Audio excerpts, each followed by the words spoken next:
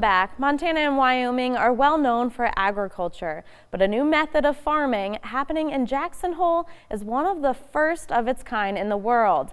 On a special assignment, MTN's Asia Gore shows us the technique and social mission that makes Vertical Harvest thrive. Jackson's really a food town. It has become more and more recognized for its restaurants, and people really care about the food that they eat. Before it was diced, sautéed, or roasted, produce typically spent hours in the back of a semi on the way to Jackson.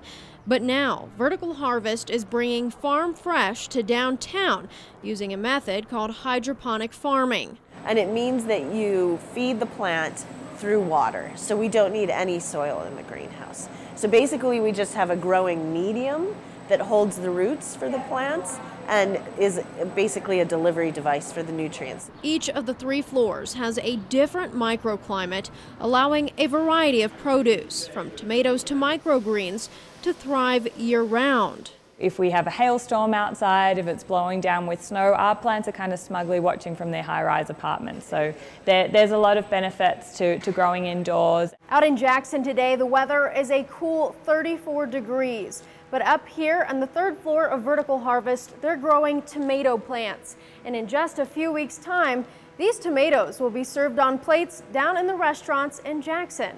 When you go out and you see some of your produce on a gorgeous plate and you see other people enjoying it and commenting about the quality of the produce, it's incredibly rewarding. It's a feeling shared not only by the company's 3 female co-owners, but their 15 employees who now have an opportunity like never before. I help harvest tomatoes, and I do microgreens in the afternoon. John Feifels, like most of his co-workers, has a developmental disability, something that limited his employment options for years. I used to work at the Elk Country Inn. I had to fold laundry and carry bags of dirty laundry. But here at Vertical Harvest, Feifels and Sean Stone find purpose. It's a great job, it's good for the environment, and it's healthy for people that buys this stuff from us. It's really shifted the perception of what this population is able to do, and I think that story brings people to Vertical Harvest first, and then they keep coming back because of the quality of the produce. And the quantity. 10 acres worth of fruit, vegetables, and herbs grown on 1/10 of an acre, making Vertical Harvest a massive year-round producer. While the idea clearly works today, skeptics had their doubts. It's a pretty far out thing to say to someone, right? We're going to grow this 3-story high greenhouse in Jackson, Wyoming, when it's -20 outside, and we're going to employ all these different growing methods that have never been done before, and we're going to employ people with disabilities to run it.